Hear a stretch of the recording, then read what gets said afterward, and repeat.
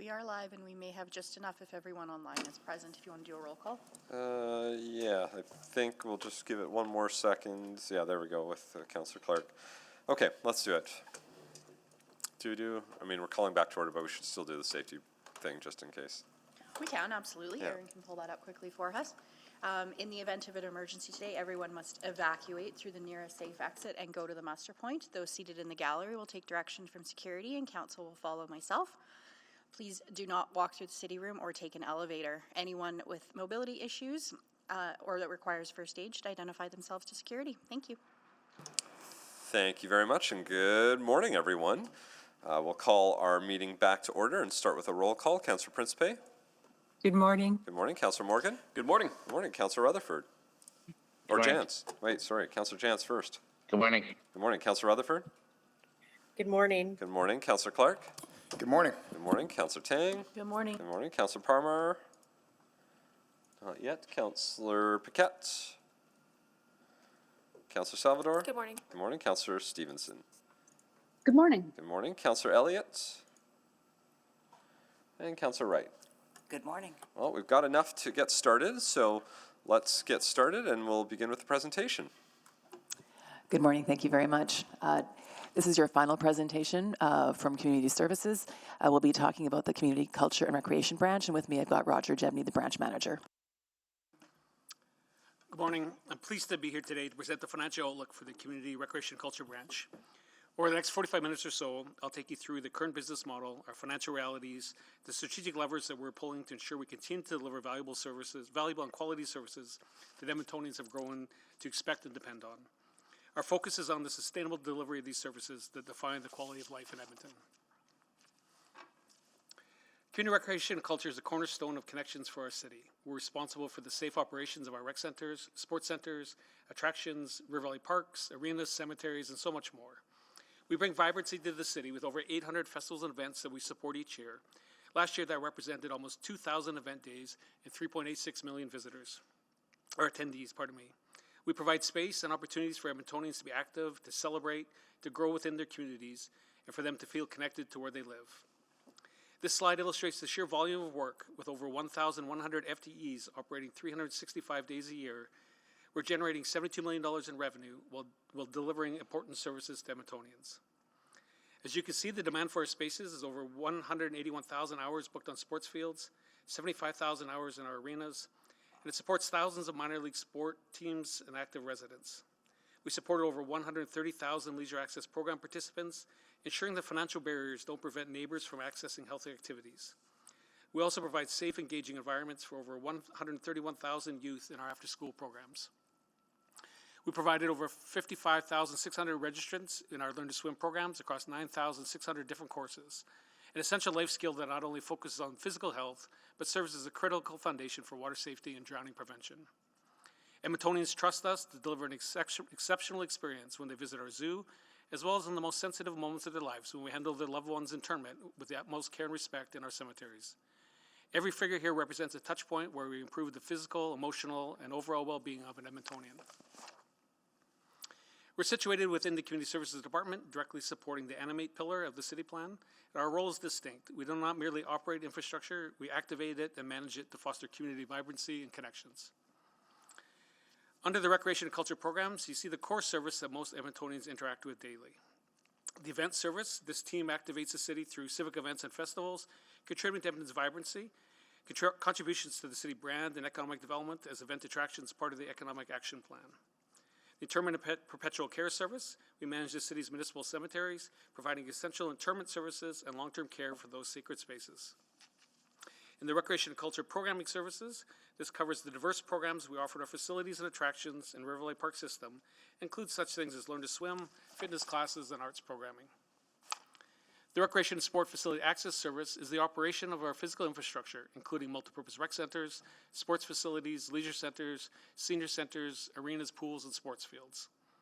And on the right, structured under the Technology and Data Program, is a specialized but critical service, the Archives, Artifacts, and Heritage Service.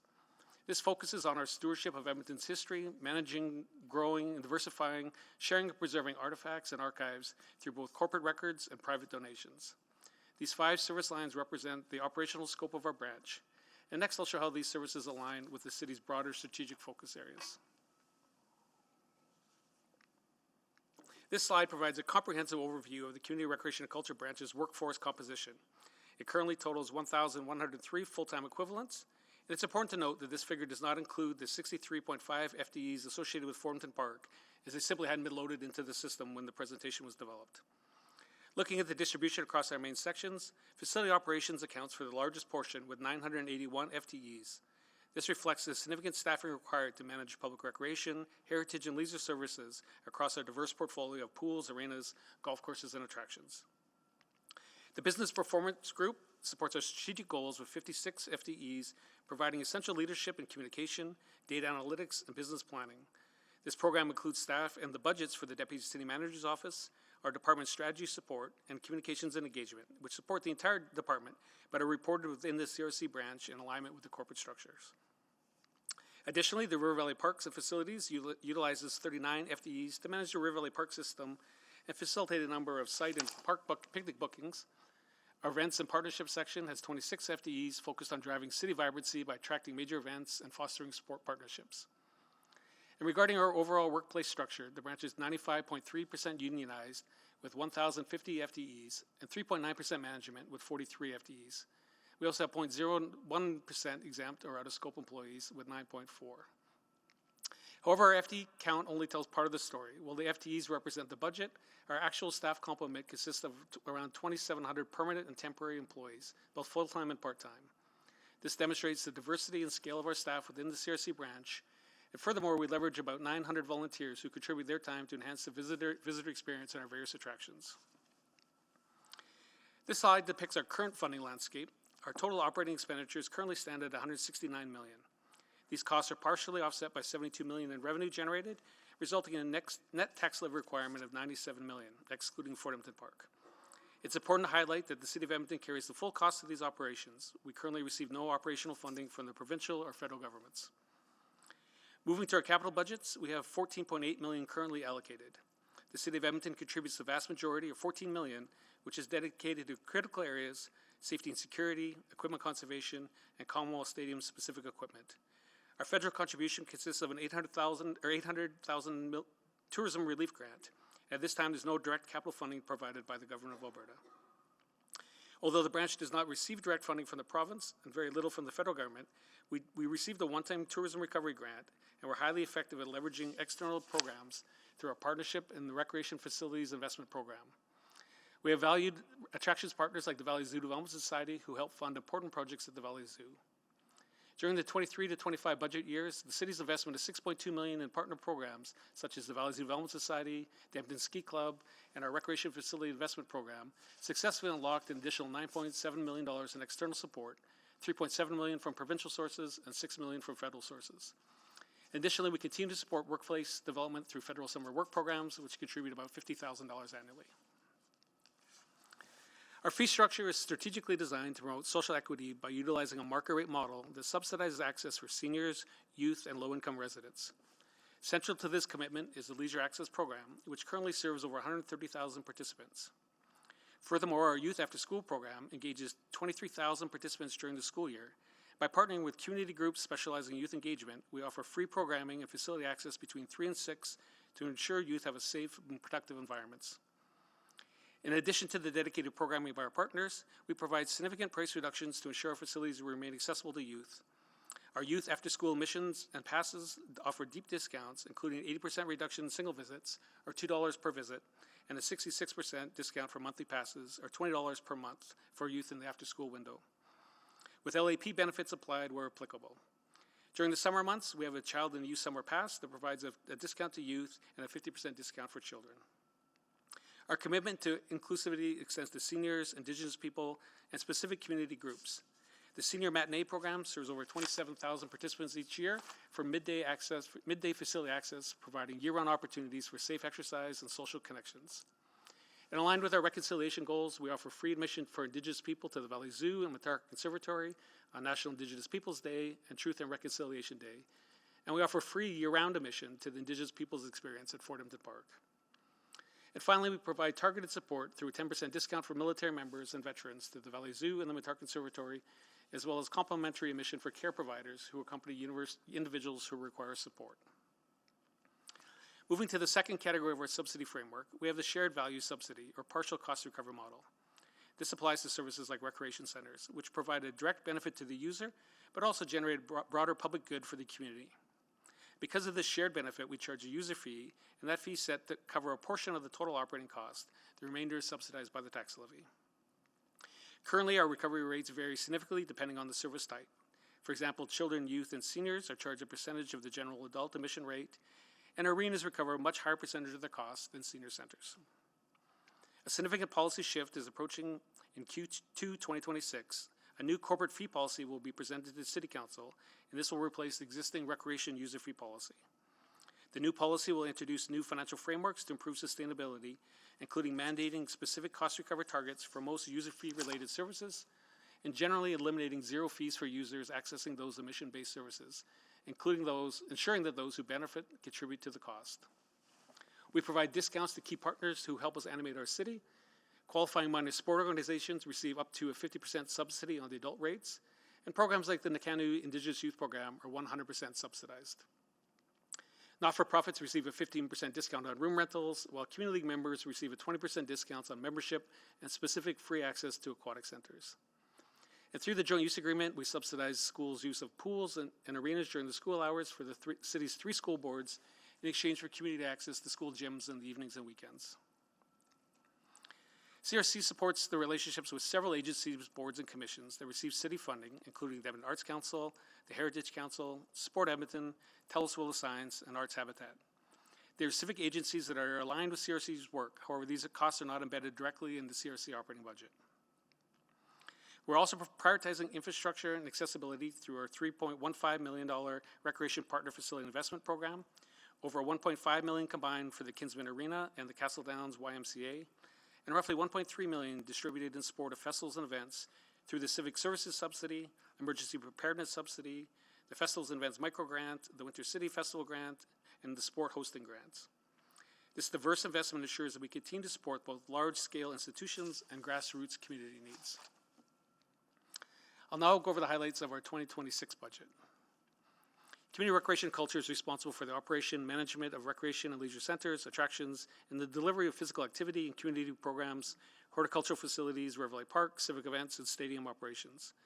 The 2026 expense budget of $169 million reflects the total funding for staffing, facility operations that are required to support these services and operate the facilities. It's important to note that as of January 1st, 2026, Fort Edmonton Park has moved back under the city and is now part of the CRC branch. However, the park's specific budget and FTEs are not yet included in these totals, as the budget has not been formally transitioned into the branch at the time of developing the presentation.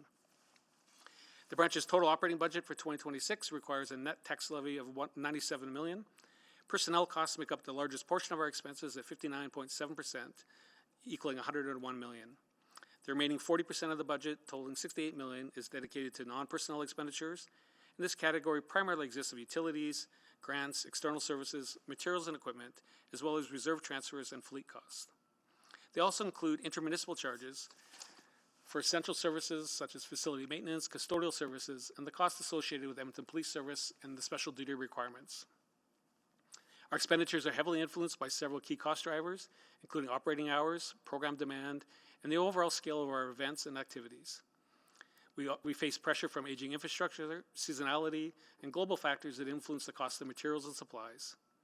Additionally, personnel costs remain a primary driver, necessitated by specific staffing requirements and the increased security costs to manage the rising attendance and ensure safety within our facilities.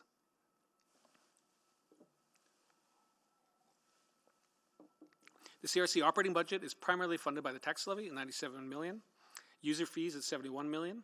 User fees come from a wide range of programs and services, including but are not limited to admissions, memberships, bookings and rentals, golf course fees, and festival event revenues and cemetery sales. The 2026 expenditure and revenue budget by program highlights how resources are allocated across community recreation and culture and the extent to which programs generate revenue to offset operating costs. Facility operations represents the largest share of our budget with $131 million in expenditures and $68 million in revenues. This includes both programming and operating of these facilities. This investment supports a diverse range of services, including aquatics and community leisure centers, arts, heritage, and nature experiences, including the archives, golf and cemeteries, Como Stadium and arenas, and encompasses the critical work done through our customer analytics, digital transformation, and our growing recreation and community hubs. Beyond our major facilities, the budget allocates $16 million in expenditures for civic events and partnerships, generating $3 million in revenue. This funding supports the operation of civic events and festivals run by both the city and external producers, through grants as well as our ongoing efforts and partnerships in event attraction. And additionally, the River Valley Parks and facilities account for $6.8 million in expenditures and $400,000 in revenue. And while the Business Performance Program, which includes communications and engagement, department and strategy, and the Office of the Deputy City Manager, reflects $8.5 million in expenditures with minimal revenue offset. And while revenue growth from memberships, admissions, and bookings has persisted since our return to full service in 2022, this income is essential for the personnel required for that growth, as well as the rising security and maintenance costs that have minimal impact on the tax levy as possible. However, we're operating within a formal fee schedule that balances these revenue needs with our commitment to accessibility. It's important to remember that many of our services remain free, such as our park spaces, our Green Shack programs, and the lobby spaces within our community hubs. These spaces serve as vital community places for Edmontonians to gather and connect with their families and friends with no financial barrier. We must continue to invest in this balanced portfolio of facilities as it's fundamental to the overall health and connectedness of Edmonton. By utilizing a range of cost recovery models, we can maintain the financial health of the department while ensuring we protect the social fabric of the city, where residents can gather without significant financial barriers, ensuring our recreation system remains inclusive, fiscally responsible, and supportive of the well-being of Edmontonians. I'll now speak to our capital budget and the pressures that's driving the investment. This slide provides an overview of the capital profiles managed directly by Community, Recreation, and Culture. It includes a dedicated funding stream with $6.3 million designed to modernize city parks and recreation facilities. It addresses the gap between aging infrastructure design and modern security requirements. Some of the major projects in this profile include the design and installation of control gates at admission desks to act as a clear visual deterrent against unauthorized entry, and privacy improvements in change rooms to address public safety and concerns and reduce serious incidents. The branch also manages a budget of $8.9 million for the planned replacement of essential high dollar value equipment across the city's major venues and recreation centers. It's divided into our equipment conservation capital program with $7.6 million funded by pay-as-you-go, and our Como Stadium equipment capital profile with $1.3 million from stadium reserves. By moving away from reactive repairs, these funds ensure the city's inventory remains strong, modern, efficient, and capable of meeting public demand. Some of the major projects include the lifecycle replacement of point-of-sale hardware and the software used in concession sales, resulting in improved functionality and revenue generation, and the lifecycle replacement of fitness equipment that's required to sustain revenues. These investments are a direct response to the operational environment that we face. Capital needs are driven by significant trends. We have a decline in our asset condition across the board, with much of our infrastructure being over 50 years old. This, combined with increasing population growth and rising challenges in our public spaces, requires continuous strategic investment to maintain service levels and ensure public safety. These trends may also be exacerbated by our risks. Inflation impacts can quickly erode the scope of our planned work.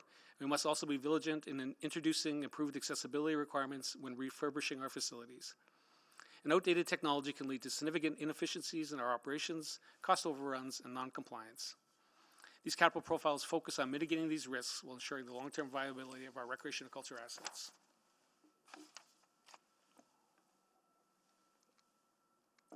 The next few slides are a look at the trend in cumulative changes in expenditures in the net tax levy requirements and FTEs for both the city and CRC over the last 2 budget cycles. For all the graphs, the red line represents the cumulative growth for all tax-supported areas, where the blue line represents CRC in comparison. 2018 is set as a base year, and all the changes are cumulative from that year. The slide up now shows the cumulative expenditure changes, and overall, CRC expenditures are growing slower than the corporate average. As you can see by this slide, CRC experienced significant decline in 2020 and 2021, reflecting the pandemic-related service reductions, facility shutdowns, and spending constraints. However, beginning in 2022, our expenditures rebounded as programs and facilities reopened, and by 2025-2026, corporate expenditures increased by approximately 37% compared to 22% for CRC. Our expenditures are comprised of ongoing operating costs, one-time amounts, and the cost of new services and facilities that have come on board. New facilities and programs contribute to the increases in 2022 to 2026 include the Dr. Ann Anderson Community Center, the Northeast River Valley Park, new base funding for event attraction, and the opening of the Coronation Park Sports and Recreation Center. Demand for programs and services exceed the budget expectations in the later years, increasing both the revenue and the cost to provide these services. One-time budgeted projects during 2022 to 2026 also contribute to the fluctuating expenditures, including the Papal visit, the Edmonton Ski Club operating support, the support for the YMCA, multi-year funding that came out of the pandemic, and also one-time expenditures including the Canadian Finals Rodeo, the Zoo Master Plan, the Northeast Park Master Plan, the Glen Ridding Partnership, which was a $6.8 million grant, and the Edmonton Ski Club Lodge replacement at $4 million. This slide highlights the cumulative changes in FTEs for CRC compared to the corporate average from 2019 to 2026 projected. Overall, CRC's FTEs are growing slower than the corporate average. CRC experienced a sharp decline in reduction in staffing for 2021, with FTEs declining by approximately 35% during the pandemic period for savings and personnel management. CRC's staffing rebounded in 2022 as operations gradually returned to normal levels, with the opening of new facilities resulting in increased FTEs during that period, with 12 FTEs for the Dr. Ann Anderson Community Center, 9.5 FTEs for the Northeast River Valley Park, and 29 FTEs for the Coronation Park Sports and Recreation Center. These additions were more than offset from 2022 to 25 by FTE reductions resulting from staff efficiency management and reallocations in the Business Performance Program.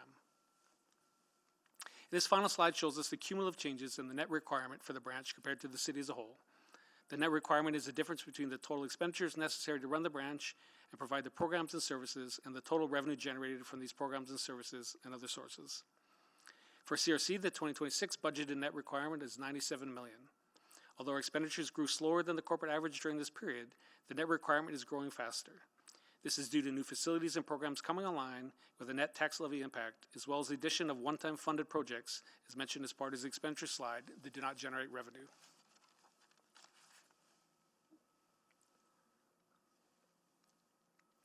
This slide outlines the strategic levers available to Council. We've categorized our options into 3 distinct buckets: service levels, financial measures, and partnerships. Each includes specific action steps to execute these strategies. On the left, we look at service levels. To manage our fiscal gap, we must make decisions about the quantity and availability of our services. Closing end-of-life facilities. Through our asset rationalization process, we're identifying facilities that have reached the end of the lifespan and where significant reinvestment is not recommended. Closing these facilities would reduce service levels and our tax levy requirements. Optimizing hours. We continuously look to adjust our hours of service by analyzing utilization data to match staffing with actual demand. In our programming review, finally, we're using the equitable programming audit to identify programming that may not be meeting participation or equity targets and what programming could be offered to further reach our equity goals. In the center, we have our financial levers, and these focus on revenue generation and subsidy management. User fees and subsidies, as mentioned earlier, a new corporate fee policy will be coming to Council in 2026. This will allow us to review fees systematically and adjust subsidies by strategically reviewing the cost recovery targets. We're also working to enhance our online sales and customer service channels. By deploying these digital enhancements, we'll reduce our administrative friction, improve service, and capture revenue more effectively. And on the right, we have partnerships. This lever is about working with the community to deliver services. We're exploring opportunities with partners who can help deliver services and infrastructure. A key action step currently underway is the request for expressions of interest for arenas as part of a bigger IIS process, and we're looking for partners to help deliver these new facilities to meet demand. And investing in partners, we're continuing to support over 90 partnerships that we have, and by administering the Recreation Facility Investment Program, we're helping external organizations to build and maintain facilities, reducing the pressure on the city to build and operate these facilities directly. These are all levers that CRC is strategically pulling to bridge our infrastructure gap and ensure a sustainable future for recreation by balancing what we provide, how we fund it, and who delivers it. This slide outlines the complex regulatory landscape that governs the branch. Our operations are guided by 2 primary pillars: mandatory legal requirements and our own city policies and standards. These are non-negotiable statutes that we must follow to operate safely and legally. They cover everything from public health to historic preservation. We adhere to the Alberta Health Pool Standards and the Life Saving Society guidelines to ensure our aquatic centers are safe for all users. Our work's bound by the Cemeteries Act, the Municipal Government Act, and the Alberta Wildlife Act. We maintain high standards for our cultural assets through museum standards and accreditation and the Provincial Historic Recognition Standard. Workplace safety, like all employees, we're strictly governed by the Occupational Health and Safety Act. And on the right side of the screen, you'll see the framework established by Council and the City to align our services with Edmonton's specific strategic goals. These policies define how we set user fees and manage subsidies or grants that we provide to community partners. We've established standards for who can use our public spaces, ranging from City Hall to the River Valley, and how those spaces are booked and allocated. Our cultural and event services are guided by specific frameworks for archives, festivals, and community partnerships to ensure they remain inclusive and up to the high standards that Edmontonians expect. Every program we run and every dollar we spend is bound by this framework. While it adds complexity, it also ensures that our facilities remain safe, equitable, accessible, and legally compliant for all Edmontonians. I'll now take us through a few of the different measures and benchmarks we use in community recreation and culture. The dashboard provides a snapshot of how some of our branches is performing against our key enterprise measures. We're seeing strong utilization in our core recreation services, alongside arenas where we're managing specific challenges. On the left, you'll see our prime-time arena utilization rate is sitting at 91%. This is a highly efficient rate, confirming the demand for peak hours. Our sheets are fully booked and maximizing the revenue potential. Our prime-time hours are defined as September 1st to March 31st, 4 to 11 on weekdays, and 8 a.m. to 11 p.m. on weekends. Our total hours for arenas booked in 2025 were 75,705, which is almost 2,000 more than we booked in 2024.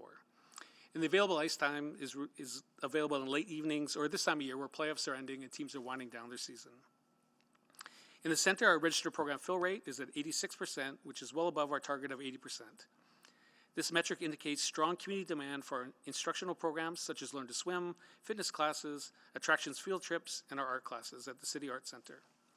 While our 86% fill rate is strong, it's an aggregate number that masks a geographic mismatch. In high-growth areas, our programs are effectively at capacity. Booster Juice Rec Center programs are at 93% full. However, a family in the Southwest is unlikely to travel to the North Side facility to fill a program vacancy there. And travel is identified as a barrier in our Engage and Play research, which we completed last year. Therefore, this metric actually underrepresents the true demand as it counts available spots in mature neighborhoods that are geographically inaccessible to residents in growth corridors. And on the far right, we're tracking the increase in pre-need cemetery sales. It's important to note the positive trajectory. We saw a 27% increase in sales volumes, growing from 377 contracts in 2024 to 477 in 2025, and it remains a key focus area for revenue generation for our branch. And below the metrics, we must highlight two critical risks facing the branch. Underserved growth areas. The rapid expansion of the city's edges is creating service gaps where we simply do not have the facilities or resources to meet demand. And decreasing service levels. Without intervention, the combination of aging assets and population growth threatens to dilute the quality of services that we can provide even more. These estimated per capita ratios that are on the screen are based on a jurisdictional scan, including our Engage and Play research, Calgary's game plan, and the Capital Infrastructure Plan program. However, it's important to recognize that no nationally recognized service standards for public recreation exist in Canada. While benchmarking provides insight into other municipalities, it must be interpreted carefully. Traditionally, these ratios focus strictly on the number of facilities per capita, failing to account for the quality, age, or actual functionality of those assets. When comparing Edmonton to cities like Calgary and Mississauga, raw ratios can be misleading due to the fundamental differences in how our systems are built and managed. A major factor is the mix of public and private service providers. Calgary systems relies much more heavily on private providers than Edmonton's primarily public-led model. For example, while Calgary has 54 total sheets of ice, only 19 are city-owned and operated. In contrast, Edmonton has 28 city-owned and operated sheets, with 3 more partner-operated on city land. If we include private and university facilities, Edmonton's inventory rises to 40 sheets, bringing us closer to the 1 to 30,000 ratio. And furthermore, raw inventory doesn't count for a true understanding of the publicly available time. Total hours or total sheets do not distinguish between time blocked for sport groups versus time accessible for public skating and drop-in use. Our regional context also differs significantly from Calgary, where we have surrounding municipalities providing substantial infrastructure. If the benchmarking ignores this regional supply, we risk overstating a service gap that does not actually exist for residents who frequently move across borders to use the broader regional system. And to move beyond these limited numbers, the city is refreshing our approach to community recreation facility planning. This internal evidence-based framework moves away from simple population ratios and focuses instead on a comprehensive demand analysis, By layering multiple indicators such as actual utilization data, participation trends, and direct resident feedback, we can better determine the appropriate investment levels for our specific community. This ensures we're not just building to meet a generic national standard, but we're investing in specific facilities that Edmontons are actually asking for and using. And this slide shows the total amount of 4 types of indoor recreation facilities or amenities that are operated by the city: ice sheets, swimming pools, fitness centers, and gymnasiums. They're currently operational in each Edmonton district. More mature districts tend to have more and a variety types of amenities, as do districts that host multi-purpose recreation centers. There are 3 districts, Horse Hill, Rabbit Hill, and Ellerslie, that currently have no recreation facilities or amenities.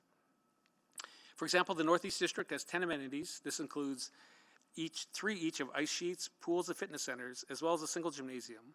And some of these amenities are located in the same facility, the Clareview Community Recreation Center. By contrast, the Southwest District only has 2 amenities, 1 fitness center and 1 gymnasium, both located in the Dr. Ann Anderson Community Center. As one of the fastest growing districts of the city, this shows we're not providing the same service levels within these 2 districts.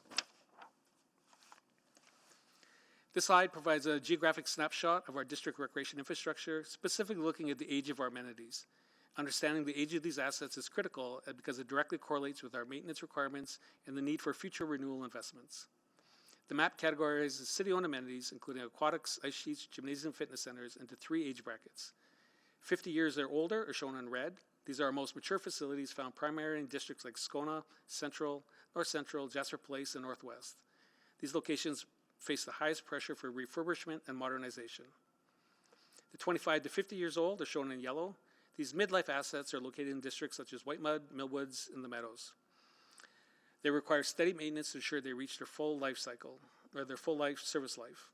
And under 25 years, shown in green, our newest infrastructure, it's located in growth and revitalizing areas such as West Henday, Southwest, Millwoods in the Meadows, and Northeast.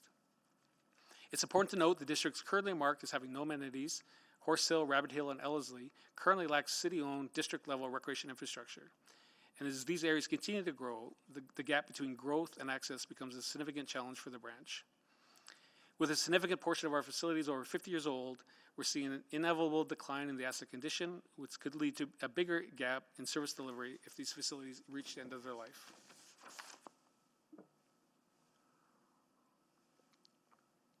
And this slide focuses on the age profile of our major city-owned attractions, including our museums, golf courses, and nature centers. Similar to our recreation centers, the age of these sites significantly impacts their operational costs and visitor experience. And as we examine the life cycle state of our major attractions, this table illustrates the aging infrastructure in some of our most iconic assets.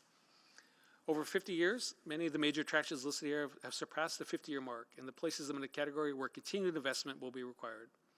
Most notably, the Prince of Wales Armory is operating at 111 years old, the Edmonton Valley Zoo is 67 years old, Matar Conservatory, a defining feature of our skyline, and Fort Edmonton Park are both over 50 years old. While we have some midlife assets between 25 and 50 years old, like the City Arts Center, and newer additions like the Northeast River Valley Park and the recently refurbished William Horlock Park, the overall portfolio is heavily weighted towards mature infrastructure. This maturity means that specialized maintenance and capital renewal are essential to preserving these cultural and heritage facilities, ensuring they meet modern accessibility and safety standards. And all the districts will grow as we move towards a population of 2 million people. New districts will have the most significant growth, but even mature neighborhoods will see significant growth from the 2021 census through denser infill and redevelopment. It's not surprising that Horse Hill and Rabbit Hill are expected to see the greatest growth, as the majority of these districts are currently in the planning phase. Our service levels are not keeping pace with this rapid expansion. If you cross-reference this map with our previous slides, you'll notice that the highest growth areas, like Horse Hill and Ellerslie, currently have no city-owned district amenities, and there's currently no facilities planned at this time. This creates a significant gap as we face the dual pressure of maintaining the 50-plus-year-old assets in established districts. We'll need to build new facilities to serve those emerging communities. Ensuring our services remain relevant requires active listening and rigorous data collection. We don't make decisions in a vacuum. We rely on 3 primary streams of research and engagement to guide our service delivery. Our first major initiative in 2025 was Engage and Play. This was a comprehensive needs assessment designed to identify recreation gaps at both the citywide and district levels. It came about because of our equitable programming audit, which I'll speak to on a later slide. Critically, this work focuses on understanding the barriers faced by our community members, specifically those from equity-deserving groups. This data is vital for ensuring our programming is not just available, but truly accessible. Second on the slide, we're conducting specific arts and attractions research. This involves benchmarking ourselves against other Canadian municipalities and analyzing emerging trends in both the public and private sectors.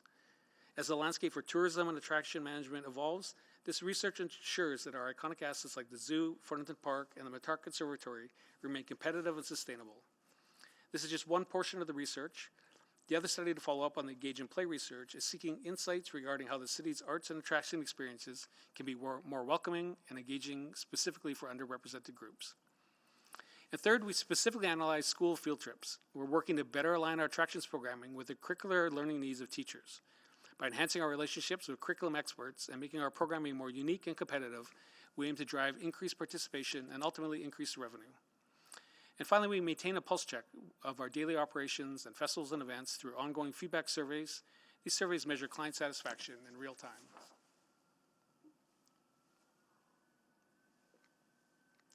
Next, I'll take us through our continuous improvement slides. We work closely with the city auditor to ensure our operations remain transparent, compliant, and efficient. This slide highlights both completed governance changes and ongoing reviews. First, regarding the Thornton Park Management Company audit completed in July 2025, a strategic decision was made not to renew the external management agreement. And effective January 1 of this year, all operations for the park were absorbed back into the Community Recreation Culture branch. This reintegration corrects some governance alignment issues that were identified in the audit and ensures the asset is managed under the city's direct oversight. We also have 2 audits currently underway to drive further improvement. First is the equitable programming audit. As mentioned earlier, this work is critical to ensure our programs are actually reaching populations they're intended to serve, and the programs are thoughtful and valuable to Edmontonians.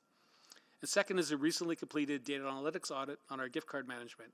This was a financial control review to ensure robust security and management around our gift card programs across attractions and recreation centers. And these audits aren't just compliance exercises. They drive the structural changes like the Thornton Park transition that optimize our business model. In the past 10 years, CRC has made about $10.3 million in reductions to its budget, with an annual cumulative average of $6.5 million and a cumulative total of $65.17 million during this period. The significant reductions over this period include leveraging the work of volunteers to allow projects and services to be delivered to Edmontonians. This includes volunteer work being done at Thornton Park, Edmonton Valley Zoo, Matar Conservatory, and other recreation facilities. In 2018, $1 million in savings were identified for the RAMS system implementation. This is our online customer service system, due to updated projections and estimated costs of the implementation. In 2019, we saved approximately $500,000 from reductions in our facility hours. We saw a new partnership arrangement for the Central Line Senior Center and reductions in spray park staffing to save nearly $400,000. We saved approximately $600,000 by automating some of the front counter services to reduce staffing requirements. And we reduced about $1.3 million in reductions through efficiencies and realignments of the workforce, vacancy management, and position elimination. Optimizing and adjusting programming and scheduling to maximize participation. And programs included group fitness, our kids' den scheduling, and our equipment loan program. In 24, we saved approximately $400,000 with the Scona Pool closure, and about $900,000 in OP12 items, including corporate fee pool, FDE pool replenishment. On average, we've identified and sustained approximately $6.5 million in cumulative annual reductions.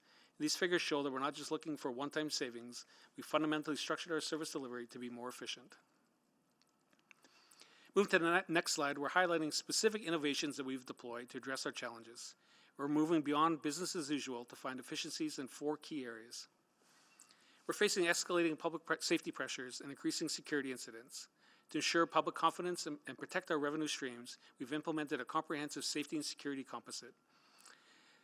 This includes rigorous physical controls and infrastructure upgrades, such as installing control gates and introducing admin sign-in procedures, including membership sign-ins, so we know exactly who's in our facilities. We're deploying facility lockdown systems for emergency scenarios and adding change cubicles and gender-specific change rooms to enhance privacy and safety for all users. Equally important, of course, is the safety of our staff, and we're supporting our teams through some unique training. We're working with the Sexual Assault Center of Edmonton to better handle sensitive situations that our staff find themselves in. We're providing our necessary equipment to security guards, including protective vests, and we have a Safe Ride Home program, ensuring patrons can get home safely when circumstances warrant it. We continue to evolve our partnerships and are now actively using partners to help support the Valley Zoo Master Plan development and implementation. As an example, the Valley Zoo Development Society jointly sponsored the zoo's new 15-year master plan and has funded the concept design for some of its future exhibits. This collaborative approach allows us to progress on master plan objectives. By aligning partner investment with our long-term strategy, we're bringing infrastructure online. Through capital alliances, we're delivering facilities like the Glen Ridding Community Center, the IQ Pickleball and Tennis Center, and the Edmonton Mountain Bike Alliance Bike Skills Park. These projects represent the direct implementation of our facility plans through shared investment. And furthermore, on the programming side, we're partnering to address equity gaps. Collaborations with organizations like C5 and YMCA Childminding allow us to remove barriers to access, ensuring that the benefits and services reach everyone, regardless of the financial background. Over 800 festivals and events are produced annually in our city, led by not-for-profit organizations and event producers. Third, regarding the Fort Edmonton Park, following the audit, it was determined that the existing management structure and agreement was no longer the optimal operating model, and consequently, effective January 1, we've integrated operations back into the branch. And finally, we're continuing to work on our online customer service enhancements. Currently, our sales channels contain administrative friction that slows down transactions and frustrates users. By digitally transforming our bookings and payment systems, we'll be enabling Edmontonians to complete high-volume transactions like admissions and registrations independently. This modernization not only improves the user experience, but maximizes our user fee revenue and our budget derived from programs and membership fees.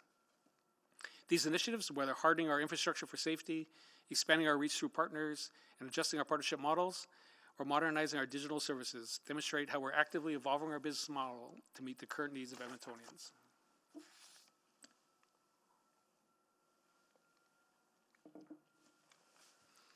So we're currently navigating a complex environment defined by our four main pressures. We're facing significant expenditure pressures alongside high revenue expectations. Our service levels are not keeping pace with rapid demand in our city's growth areas. As we saw in previous slides, the maturity of our portfolio requires increased maintenance and renewal investments. And we're seeing increased costs associated with managing complex safety and security needs across our facilities. To address these challenges, we're moving forward with a clear multi-pronged strategy. We're modernizing our services to improve the customer experience and maximize revenues by removing barriers to access. We're prioritizing capital renewal to extend the life of our existing assets.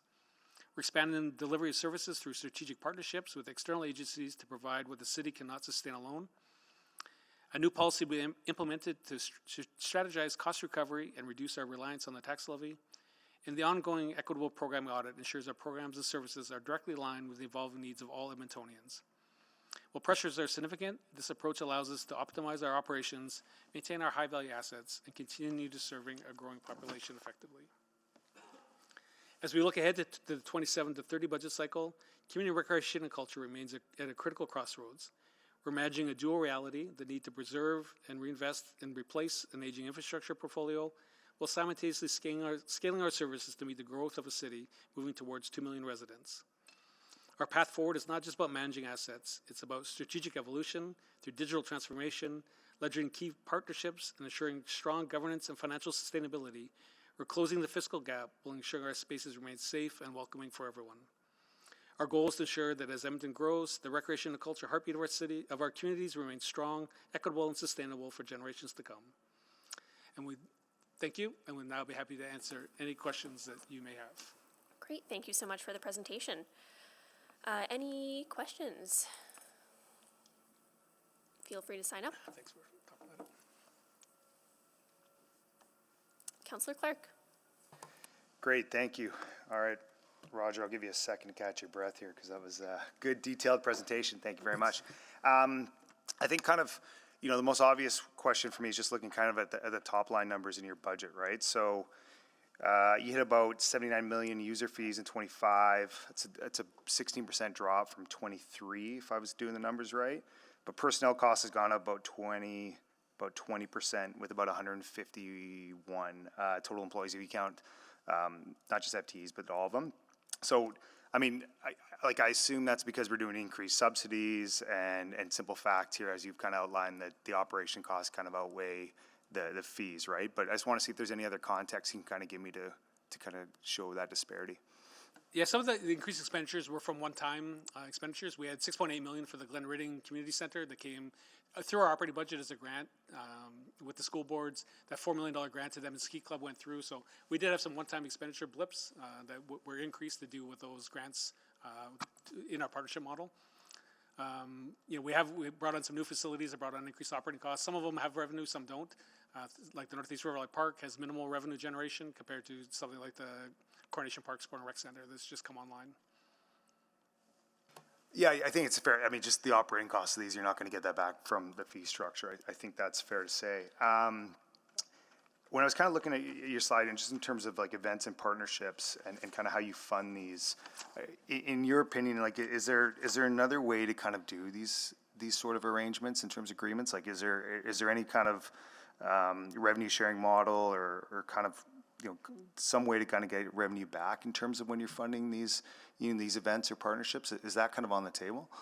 Yeah, there's a number of ways of recovery. You'll see there are some recoveries in the events section. We subsidize 50% of the civic services for major annual festivals, 75% of the police costs for those festivals.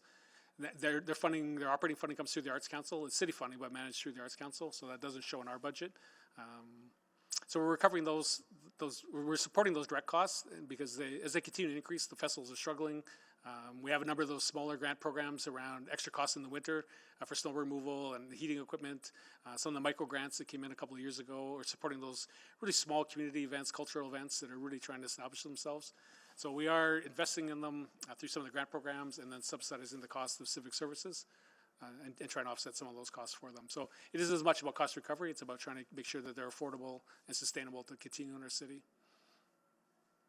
Okay, that's clear. Looking at the levers or levers, however you want to call it, that you kind of showed, and just because you've been doing this for a while, and I think I agree with all of them: service levels, financial, and partnership options. Which one, in your opinion, kind of has the largest impact in terms of your financial situation for the department? Service levels would have the biggest impact. I think the biggest opportunity would be in the partnerships as we're looking to continue to work with community. They're able to leverage some of the provincial federal funding. I think we illustrated on one of the slides better than we're able to directly as a branch for some of those partner infrastructure projects. They're also taking on the operating and maintenance costs of those facilities. So we think that has the biggest opportunity. Reducing service levels would have more, operational savings. It would also have some capital cost avoidance for some of those facilities that are going to need major life cycle renewal or replacement. So that would probably have the biggest opportunity for savings, and the biggest opportunity for service delivery, to improve service delivery, would be through the partnerships. It's kind of what I was thinking too. And that is going to my next question. You talk about kind of the underserved growth areas. To kind of facilitate those, I'm assuming that kind of public-private partnership would really kind of be the model you'd be recommending in terms of really both infrastructure and programming. And I guess I would almost go to the same thing for the older districts where like amenities are getting over 50 years old. Yeah, we think the partnerships have some potential. Right now, we have $3.1 million in our operating budget for the Recreation Facility Investment Program, and that allows us to partner with groups to either renew old infrastructure or build new. So we can be up to 1/3 of the project cost, but obviously we can only leverage about $6 million a year and in additional projects. So we're limited. If we're going to partner, we may have to come back to council and talk about what we're prepared to invest in those partnerships because it's currently not being budgeted beyond that $3.1 million a year. Great, thank you. Appreciate it. Thank you, Councillor Morgan. Yeah, thanks. I was curious, I was looking at that map and thinking about equity and making sure that everybody has access to all these great amenities. How do we, when determining that equity across the city for amenities, does non-city infrastructure ever get included in those assessments at all? Like schools and school gyms and community league rinks and...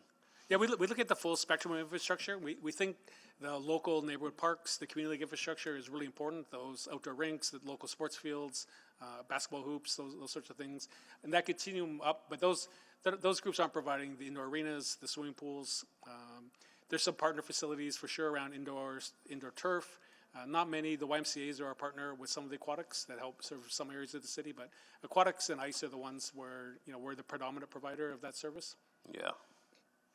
Yeah, I don't know, the YMCA, at least in my ward, is pretty full for programming too. But I'm just kind of like, because I'm assuming our rec centers are all pretty booked up with programming. Are we thinking creatively outside of that to try to find other spaces to do programming as well, or? Yeah, and certainly the community is, fully utilizes the schools that come on board. We've had the two recent partnerships, one at Dr. Ann Anderson and one at the future Glen Ridding High School that's under construction, where we've made a small investment to upscale the size of those facilities and then make them available to the public as an admission facility, not just a rental facility under joint use. So we are trying to be creative in how can we get lower cost infrastructure built that will provide at least some services in those neighborhoods. Yeah. Okay, I'll leave it there. Thanks. Thank you. Councillor Stevenson. Thank you very much for the presentation.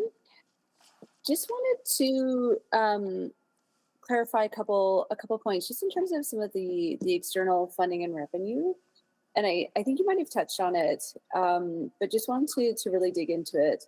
Just in the event attraction space. So this is an interesting one in that I know that your branch is saying that you're not receiving any provincial or federal dollars, but we do partner with those organizations for different events, correct? Yeah, thanks, Councilor. It's a good example, and maybe one I didn't highlight.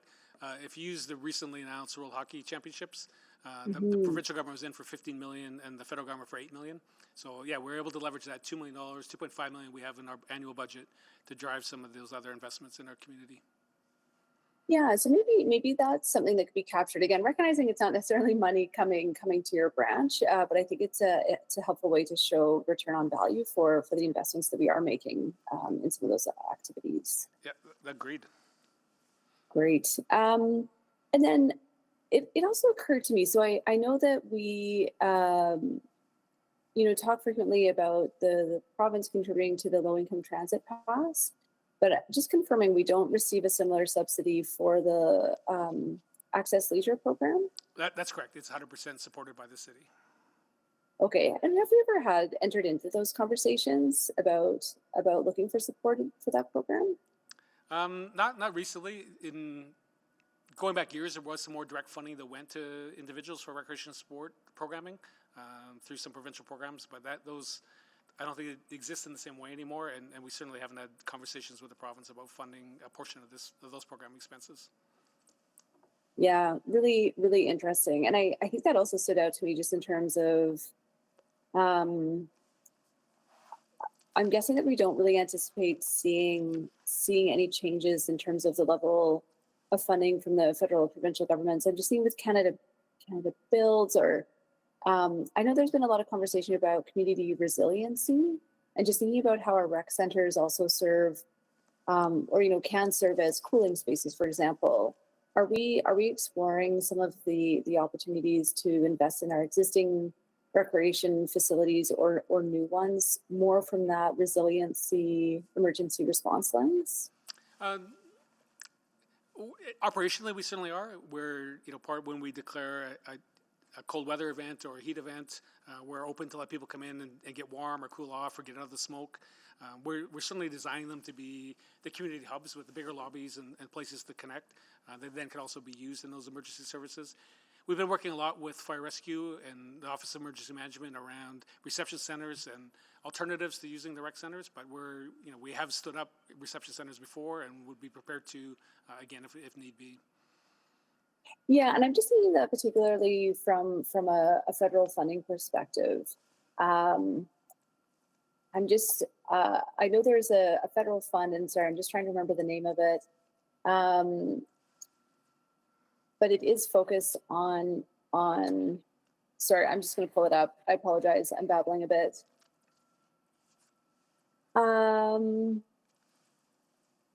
Okay, perhaps I'll just follow up, but. Oh yeah, here we go. Building Communities Strong Resilience Stream. Just wondering if administration has maybe explored that again for some enhancements, getting some capital dollars to help improve and renew existing facilities so that they can be suited for some of that emergency response in the future if needed. Yeah, I'll need to follow up, Councillor. I'm not sure if our colleagues in infrastructure or the budget office have accessed that. I certainly haven't accessed it directly or looked into it directly, okay. So I'll follow up with our colleagues. Okay, wonderful. Well, thank you so much. Really appreciate the work and the presentation today. Thank you. Councillor Wright. Thank you. So is this situation we're in typical for an aging and growing city? Yeah, I think many cities are facing the same challenges of a lot of infrastructure built in the late 60s and 70s. It's now getting to be 50, 60 years old. Particularly in Alberta, Calgary's in a very similar situation of growing fast and trying to figure out what to do with the old assets and how do you meet the needs in the growing communities, given the fiscal realities that we're all facing. Okay, good. Just misery loves company, I guess. I'm just wondering on the aging of those centers and that on slide 24. Does that account, so the building, the structure is 50 or more years old, but does that account for any like renovations or that have been done? I'm thinking like in the southeast with Bonnie Doon and Hardisty, haven't they had some recent Yeah, this just renovations? shows the age of the facility. We certainly have the data on where we've seen some of the renewal investments over the years. It also doesn't account for those where they may have got a new ice plant or a new mechanical system, but haven't addressed the functional challenges of a 50-year-old building.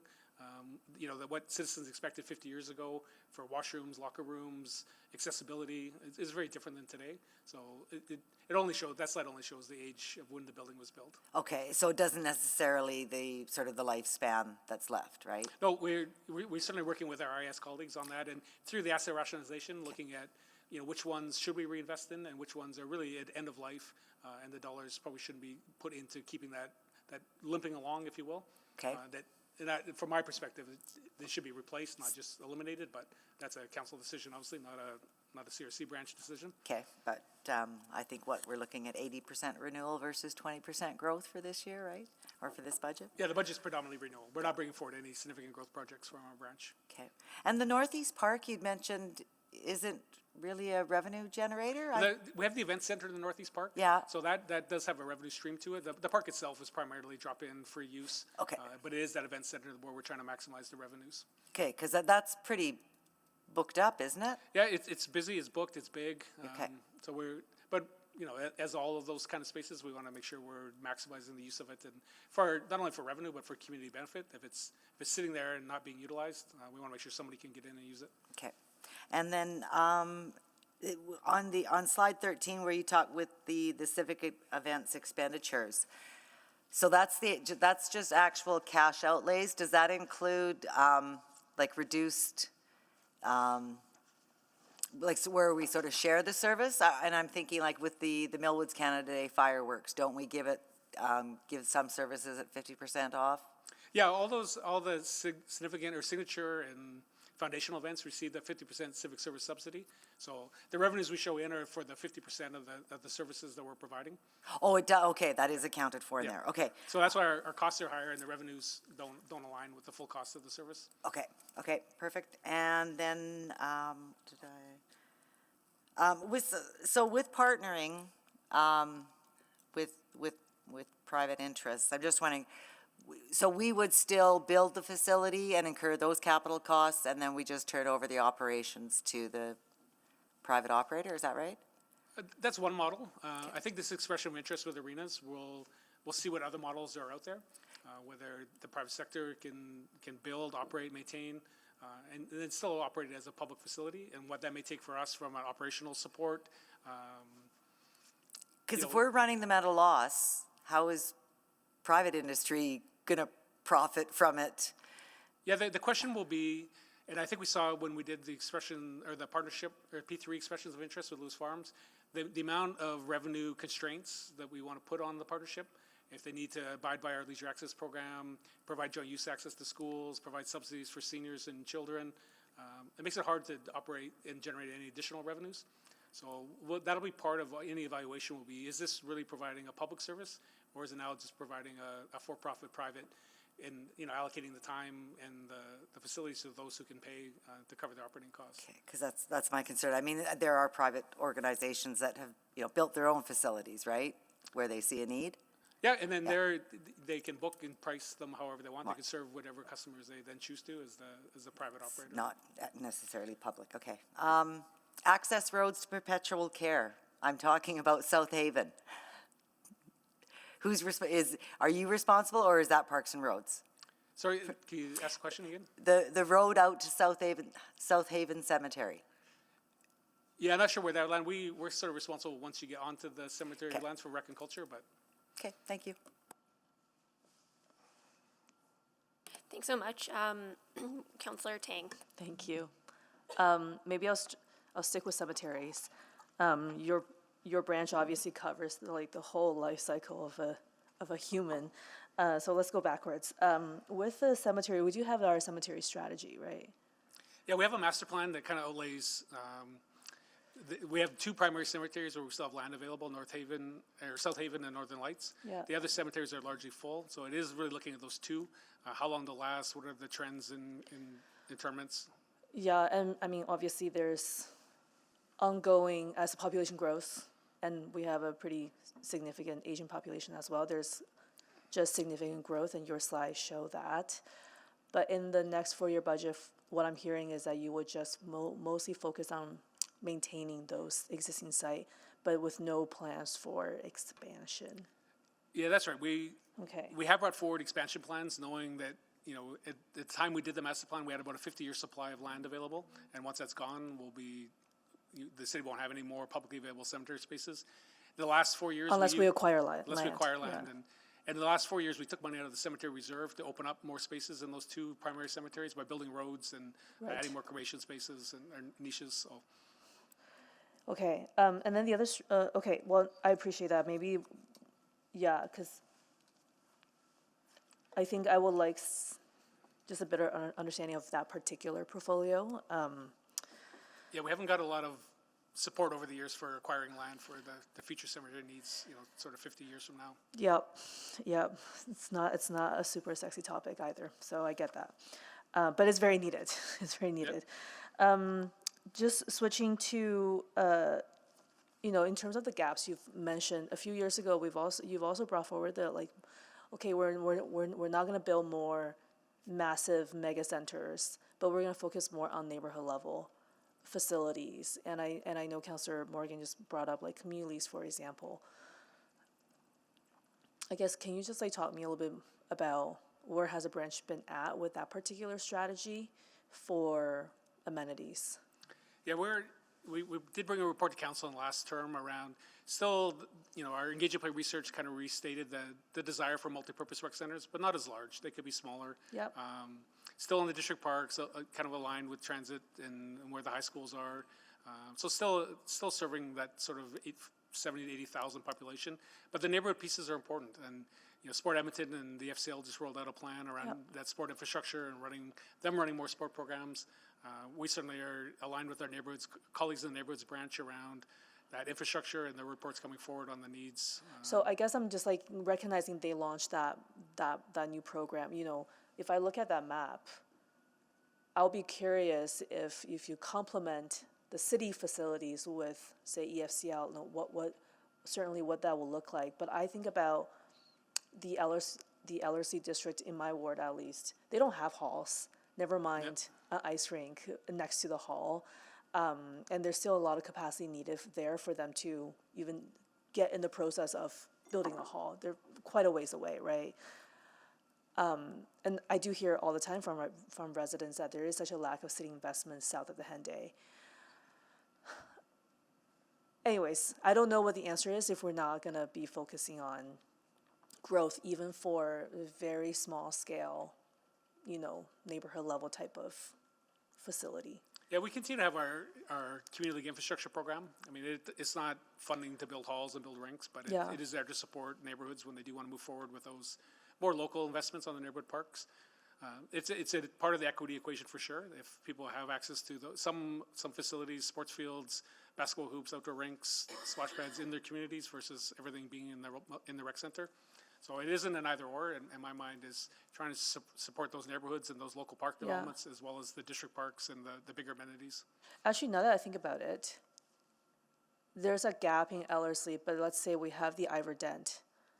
Now that there's a clubhouse built, right? Like, doesn't that, I mean, again, it's not city owned per se, and we have a very unique arrangement with the groups there. Like, why wouldn't something like that be like on the map, for example? Oh, it could be possible. I mean, Okay. certainly, we partnered, we led the original work around acquiring the land for the Iverdance Sports Park, worked with the 4 partners who leased spaces from us. Pusha certainly developed it. I mean, it's a good example where the partnership model can work, where we provided land and some of the basic infrastructure, and then the they communities that add to delivered the it, programs yeah. and added the clubhouses and the fields. So I think it's perhaps a little bit misleading, but it just maybe a more comprehensive picture will be helpful. Anyways, Yeah, I think that the slides really focused on those primary indoor amenities. I get that, yeah, thank you. Thank you. Councillor Jans. If I talk with my hand like this, I think you can. No, well, yeah, it is a City of Yeah, Edmonton I wristband. thought you yes. heard it this morning at the rec center. No, I That's was what like, it well, looks as a matter of fact, yes, I did use the rec center. Feel good about myself. Just an observation. I was at Confederation last night, and there was a lineup of people going from the hot tub to the cold plunge, to the hot tub to the cold plunge. A service we never had before. Now super popular. Really, like not an onerous lineup. It was because people are obviously in there for no more than a couple minutes and then they're out again.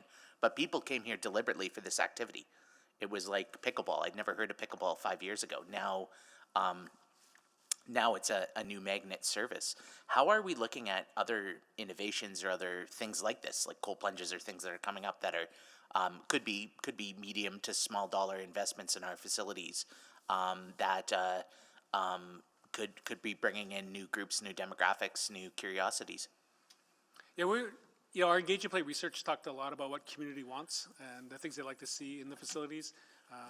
We certainly do other research around trends, around utilization, what people like to see.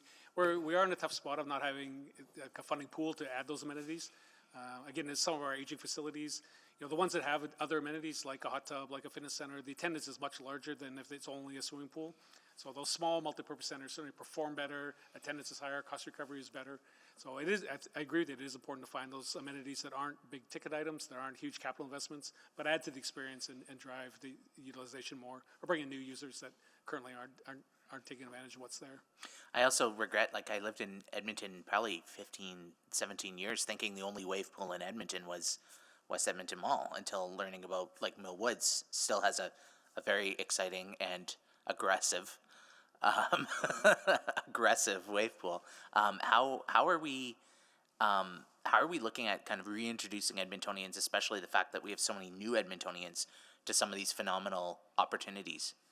Yeah, part of the Engage and Play, the equity audit talked about our communication plans, and are we reaching all of the communities? Are people aware of what is available? So as we're working through that audit and looking at what we're delivering, where we're delivering it, how we're communicating is also part of that audit response. So we hear you on that, and we are trying to find different ways to make sure people are aware of what's in their community. Yeah. Raleigh Miles, so what was that number again with the annual cost savings from the Scona pool closure? Was it 438,000? Around 400,000. That was just the operating cost, not the maintenance cost and the life cycle cost. And then the cost of demolition. So where are we at now? I believe Raleigh Miles is the next rec center on our list. Where are we at in that process going forward to the 4-year budget? So we're not bringing forward any new growth projects in the 4-year budget. So there's no new rec centers, no new swimming pools, no new arenas being brought forward. It's all focused on renewal. And that's just based on the capital reality we're in right now? Yeah, that's right. And I think there's some earlier conversation with council about the need to focus on the renewal before we start bringing on new assets.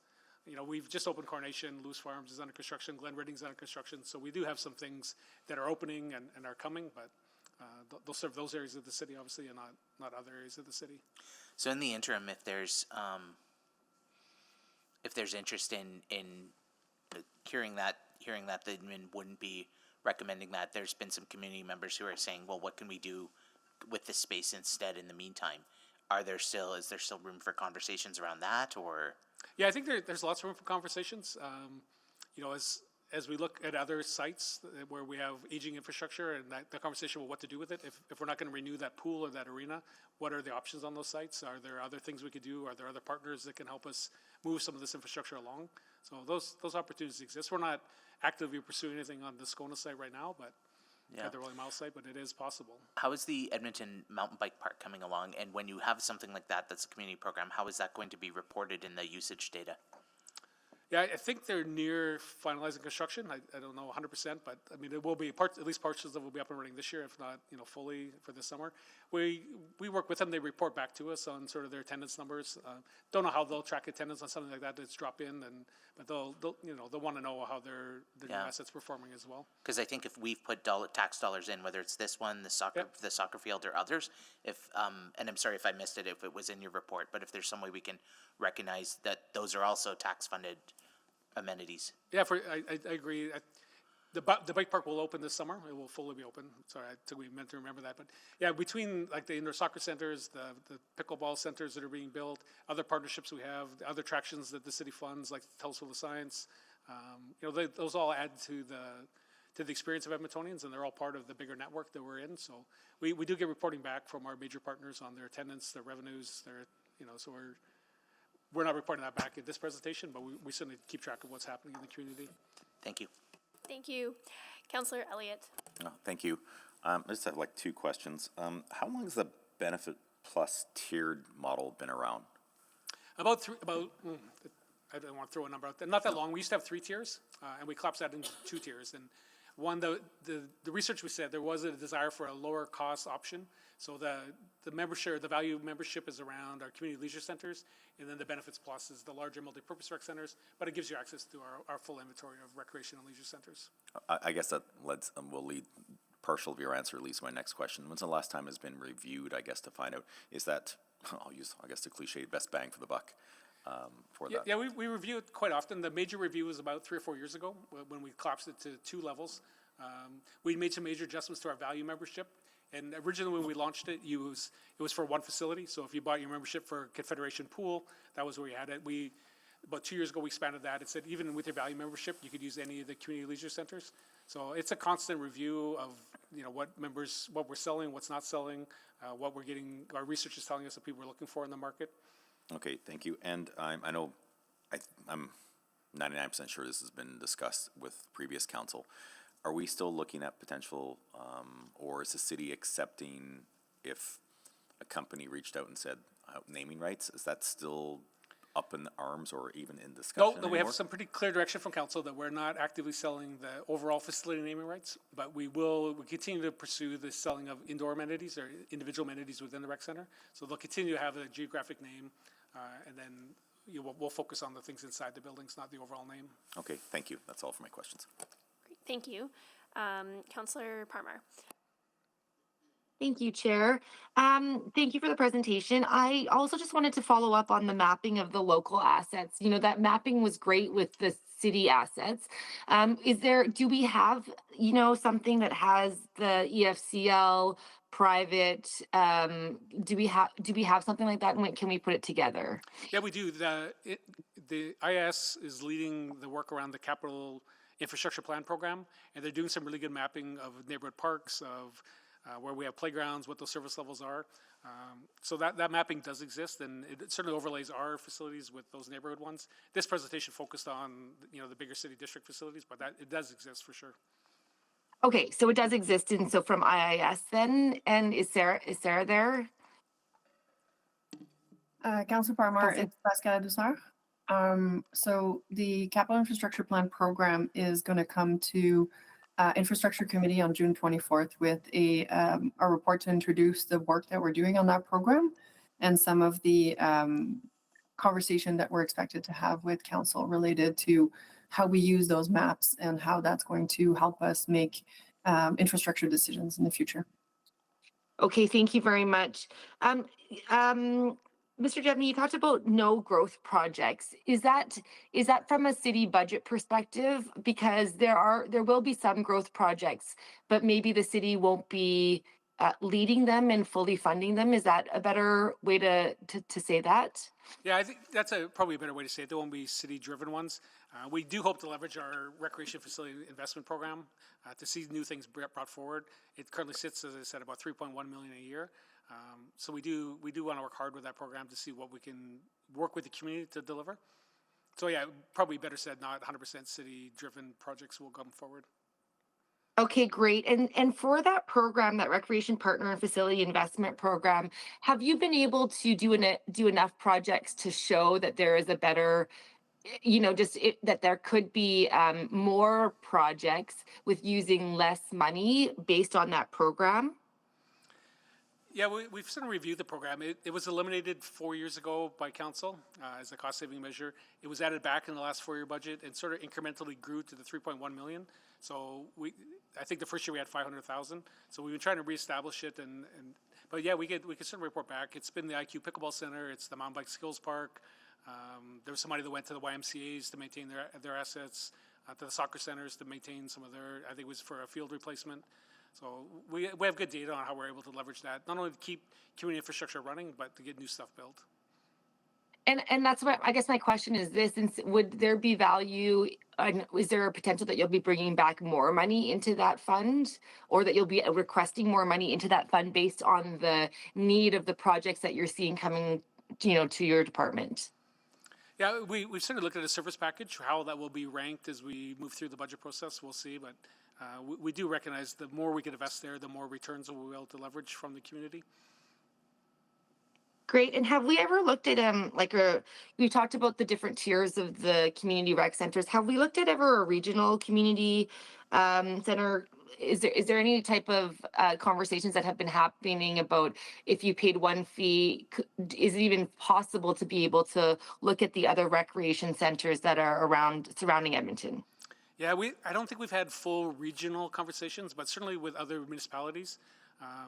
We've talked about could we, and so even if we had different memberships, but do some back of house accounting, could other regional municipalities honor our leisure access program, and then we pay them a fee for the number of people who used it. So we've had good regional conversations about passes, and we'll certainly be doing some more work now based on council's direction about looking at that, how many users are coming into Edmonton, how many Edmontonians are going out into the region. But there is opportunity there to sort of harmonize and extend the use of our passes in each other's facilities. Great. And we talked about upgrading IT around being able for the usability to book. I was wondering about the gift cards because right now the only way to buy an Edmonton recreation gift card is actually in person. So is there conversations about figuring out how we can do that online or what that system would look like? Yeah, we've done a business case on the need to replace our current system. The contract is coming up. We will need to enter into some sort of RFP. Lots of work now on what does that look like? What will the system be? How much can we invest into the system? What are the best value opportunities to replace that system? But things like online purchases, online rentals, being able to reserve, there are some challenges with the system we have, and a lot of it's in person. We've made lots of strides on getting more things automated, but we still have room to go on that front. Thank you. Thank you. And did you want to move in? Does somebody want to move another round? Councilor Palmer? Yeah, I can move that. Thank you. Second. Seconded by Councilor Wright. Please vote on another round. Councillor Prince Bay is yes. Thank you, Councillor Prince Bay.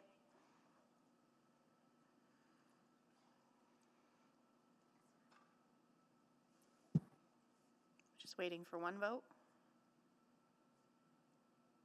We have all the votes. Thank you. Please display the vote. That's carried 12-0. Councillor Tang, I think, is next. Sure, I can go. I guess just some follow-up to some of the slides. You said 23,000 youth participation. Are those unique visitors or some? Anyways, I'm wondering about. Yeah, I do think those are unique visitors. Those are the programs that are run by our partners. We're providing access to space in the rec centers. They're actually delivering the program. So I do think it's 23,000 distinct program registrations, not a total number of visits. Okay, got it. Thank you. And then one of the levers you mentioned is work with partnership and foundations. By that, do you mean things like for Edmonton Foundation, or are we talking about other philanthropic pathways once we potentially haven't explored like Community Foundation? Yeah, I think we were primarily looking at things like the Fort Edmonton Foundation, the Edmonton Valley Development Society, the Nature Centers Foundation, our existing partners. But so the existing ones. We could expand it. The River Valley Alliance has been a good partner in getting the trail systems built and the pedestrian network. So could we continue to work with groups like that? Absolutely. That's certainly part of our plan. Yeah, that one's a pretty big one with city investment as well. That we'd like to see capture somehow. So in your strategic, the slide around, around strategic investment. Lots of ABCs were mentioned, but you didn't really mention explore. So if I think about, and I know that's kind of a separate category finance-wise, but if I think about the amount of provincial and federal funding brought in, not just for events, but generally, I think that's pretty sizable too. And you work really closely with them on all these event attractions. Yeah, right? our branch works with them primarily around event attraction, not some of the other things that Explore does. So I certainly can't report on the full, So it's hard the to- dollars that they yeah. leverage, but I mean, Explore could, but I wouldn't be able to tell you Yeah. where they're leveraging those dollars. Yeah. Anyways, I just thought that if you're mentioning the others, I think it's worth flagging that as well. Yeah, and certainly some of those other groups are able to access federal funding or other foundations that the city can't apply for. So those groups that we think of more as partners than just foundations that are working with us, they're able to tap into other foundations that we're not able to directly. For the fee change, I know every 4 years we do have like sort of new fee schedule and stuff. Can you just remind me if those fee schedules also include things like camps, evening classes and stuff like that? Yeah, under our current policy, there's a set of fees that council approves, and they're generally the admission and a series Right. of rental fees. We set the program fees. You set rental fees for things like sports fields and Right. arenas, but the individual rooms within the rec center, we set those fees based on the market. see. and- Has those seen an increase? I asked because I recently was on summer camp page and I was like, wow, I wonder if these prices have been that way for a while. Yeah, we have a pretty sophisticated pricing calculator for Okay. registered programs, so we look at the fees, sort of look what's in the market, what's possible, and then we price them to make sure that we're recovering, Okay. you know, the costs and where possible, you know, recovering other costs that were not directly tied to the program. Yeah, because I mean, they're like a really good deal compared to the marketplace. And so I'm wondering if because of that, you know, have you seen an increase? Because the market has, you know, in Yeah, a lot of we've cases. certainly seen increases. You know, we have a number of different programs that we track our registered programs and what those fees are. I can't tell you across the board what the percentages have been, but we do look at them every season as we roll out and set those fees annually. Okay. And can you remind me, the Glen Ridding, is that a similar to Ann Anderson model with the school? Yeah, very similar to Dr. Ann Anderson or St. FX. Okay. where- And then are we starting to plan for things like, I mean, it's a long ways away, but like when you look at the school board's master plan and priorities, I'm thinking Dakota, for example, where there will be a future high school. And I know that's decades down the road, but are we thinking that far just yet? Yeah, I don't think we've talked to them specifically about Dakota, but as we've, you know, finding this model as a way to get things built in a more cost-effective way, and they're well utilized. Yeah. We've been talking about that, and also when they do major renewals, and trying to line up our budget and their budgets has been a historic challenge, but Yeah, the okay. conversations continue with all three boards. Okay. And then finally, do you have an estimate? You mentioned a lot of volunteers also contribute to the Matar, the Zool. Do you have a sense of like volunteer hours? We do, I didn't have it in my notes no, today, that's but- okay. I Yeah, we think do it's a- track the volunteers and how many shifts they Yeah. work and the value of those Because contributions they that's, make to yeah, us. because that's also what we're leveraging through city investments too, right? Yeah, and we work carefully with our union partners to make sure that they're enhancing the services Yes. and not taking away anybody's job. Absolutely. Or it's all to enhance the experience. Thank you. Thank you. Councillor Jans. Thank you. On the line of enhanced services, I realize we offer certain funeral services, but we don't offer cremation. I'm wondering, is there a reason for that? Yeah, we run the cemeteries under the Cemeteries Act. There's another Funeral Services Act, and those funeral homes are run separately, privately. So they're doing the cremations, they're doing the interments, and then they come to the cemetery for the final resting place. So we're not in that funeral home line of the business. My understanding is that that's an industry that's heavily monopolized, or it's not very competitive. It's a small ownership group that, from a public service perspective, this is an area of market failure where the city could offer a competitive or a much more affordable service to Edmontonians. I believe some other municipalities and other jurisdictions have done this before, where they offer low-income services, et cetera. So it just seems. Is there anything in legislation prohibiting us from helping offer services to Edmontonians in this area? I can't answer that today. I'm not sure what's in the Funeral Service Act. I can tell you it's not something we've looked to expand our services. We've sort of stayed in the cemetery niche and Legals here. Yes, Counselor, there's nothing that would prohibit us from doing it. It's just, it's another piece of legislation that we would have to carry on that service pursuant to. So it would just require an expansion of the services.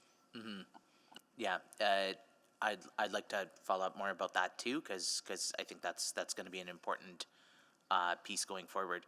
The leisure access pass. So we have the review. Could you remind me the date on that?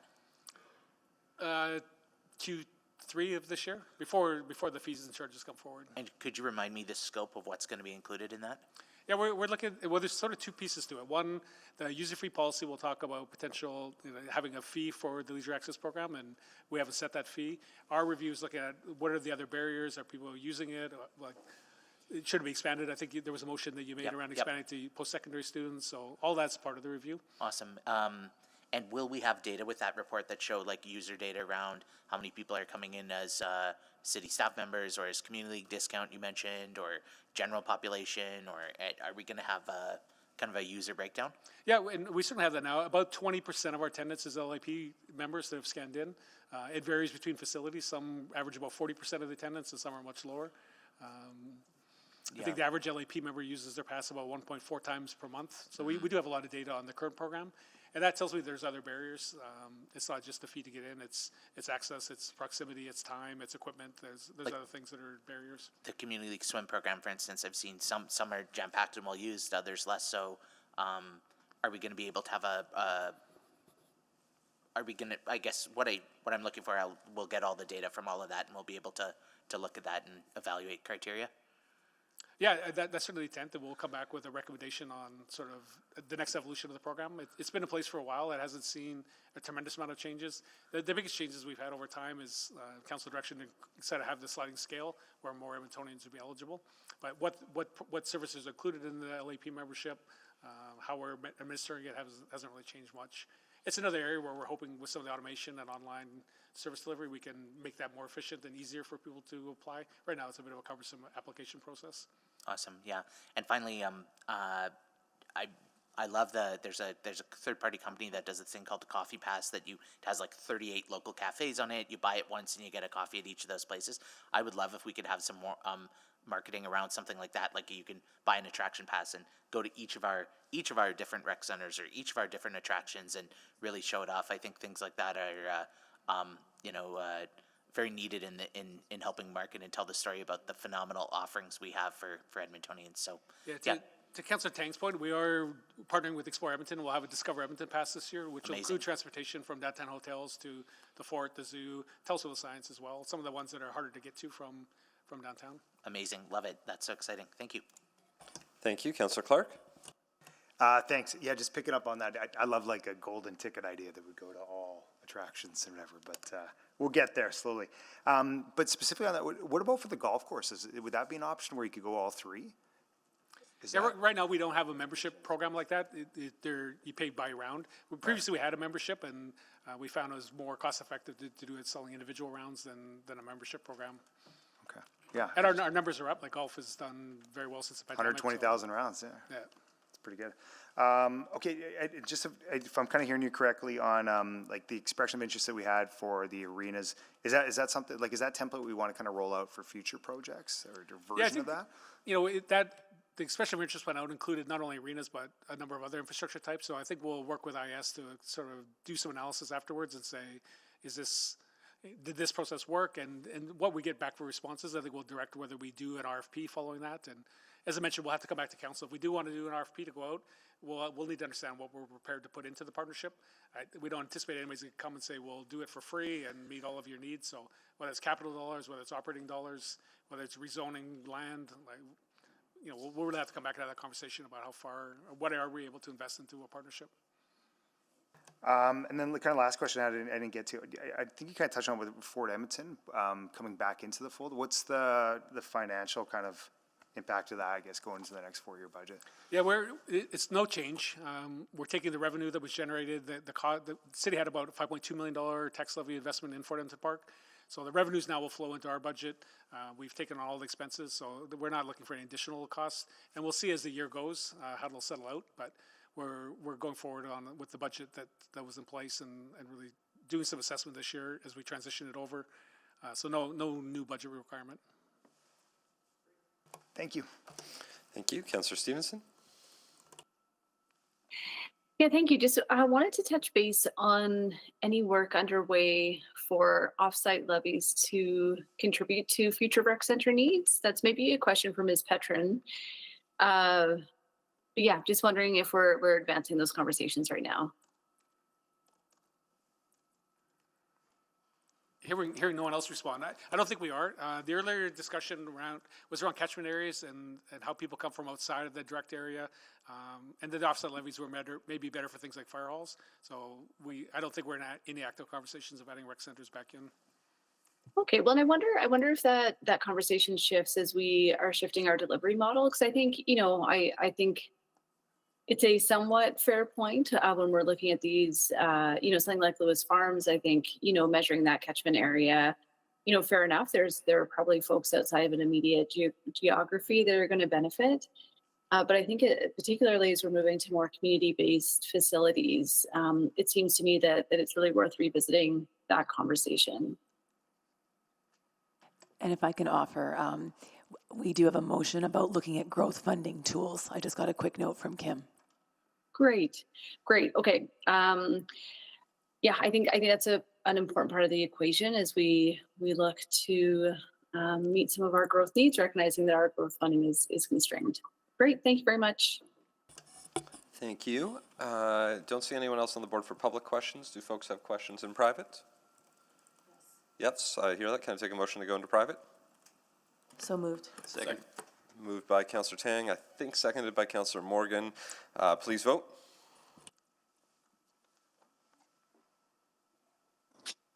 Councillor Prince Pays, yes. Thank you, Councillor Prince Pay.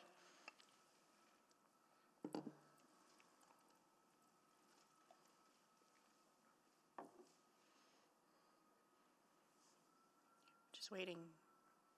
And Councillor Wright will mark as absent for this one. And we have all the votes. Thank you. Please display the vote. That is carried 11-0. Just as we're about to, before we turn off, just confirming, I think that once we're finished the in-private questions, 313, that conversation would continue in private. Correct. So we would just actually stay in private to finish that item as well. So just for the many people in the room, there won't be a jump back into public anytime soon. Or maybe soon, depends how long 313 takes as well. But we will finish both items for everyone's knowledge. So great, we'll take a few minutes, close the doors, and then we'll get into that.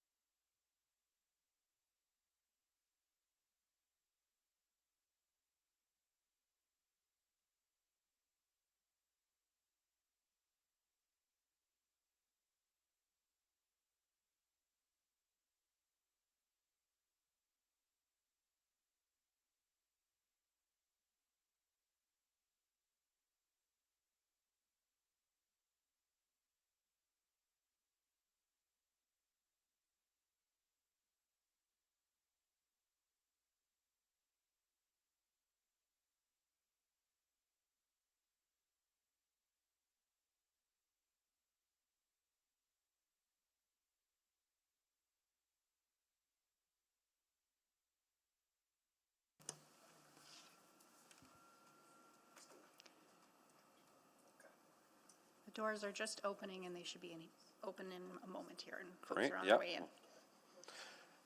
We've printed a copy of the motion to give to Councillor Elliott, so Councillor Elliott has that and can read that in at the appropriate time where doors are just opening.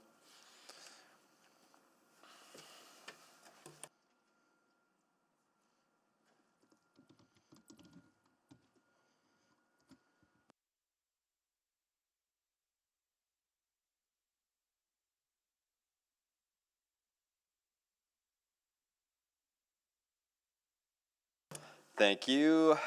Councillor Elliott, do you want to make that motion? Thank you, Mayor.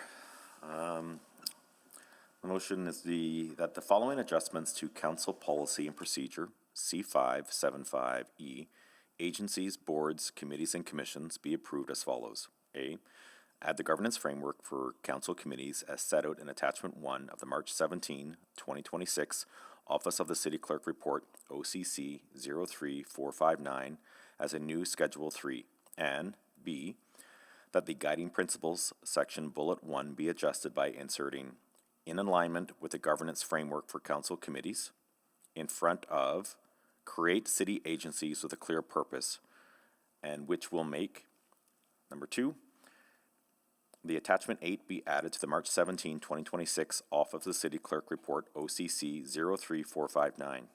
Number 3, that the actions outlined in attachment 8 of the March 17, 2026 Office of the City Clerk Report, OCC 03459 be approved. Number 4, that the following motion passed at the March 5, 2024 City Council non-regular meeting be rescinded. Quote, that administration provide a report outlining the current resources allocated to support council's advisory committees and options to provide an equitable allocation of resourcing to allow all committees to fulfill their mandate, including the possibility of a common budget and or shared resources and return to the committee, unquote. Number 5, that recommendations 3.2.1, including in attachment 9 of the June 13th, 2023 Office of the Clerk, OCC 00580 be rescinded. 3.21, that administration provide a report outlining the resources required to provide meetings arrangements supporting support to advisory committees within the Office of the Clerk, including technology improvements required to ensure compliance with the Municipal Governance Act, unquote. Number 6, that attachment 2 and 8 of the March 17, 2026 Office of the City Clerk Report, OCC 3459, remain private pursuant to Section 20, which is disclosure harmful to personal privacy, and Section 29, advice from officials of the Access to Information Act.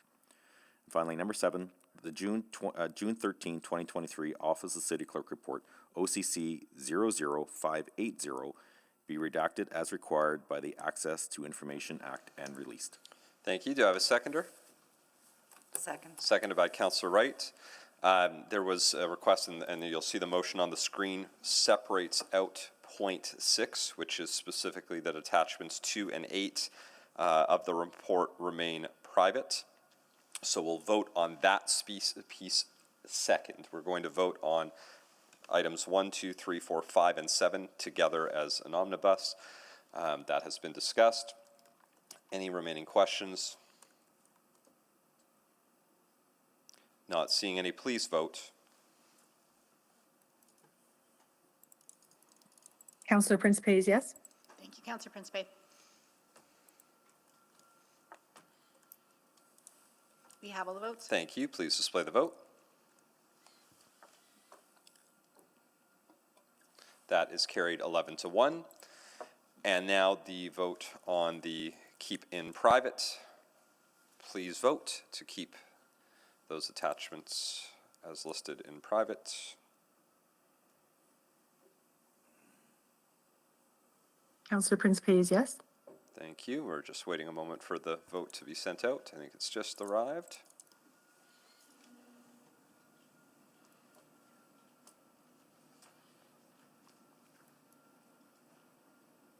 I just need one vote.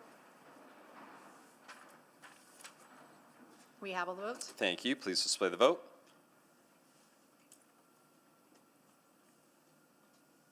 That is carried 12-0. Before I double check, wait, this is a special council meeting, so I can't even take notices. I just want to double check. We have moved every motion remaining, I think.